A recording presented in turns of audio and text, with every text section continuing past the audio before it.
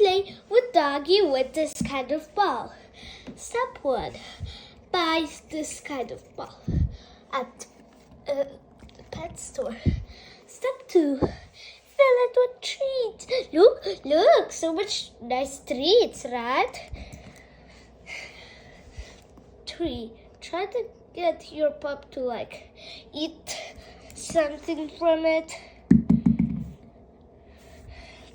When she tries to eat something, that means she's ready to play. So here, you go behind her. You show her the ball. You go behind her. And here, Mike didn't get the ball. That's because right now she doesn't really have a lot of energy. So, well, yeah, she's probably resting. Look.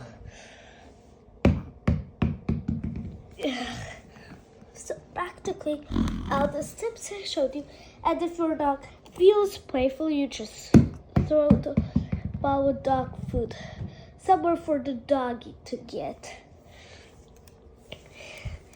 Hope you enjoy. Bye, guys.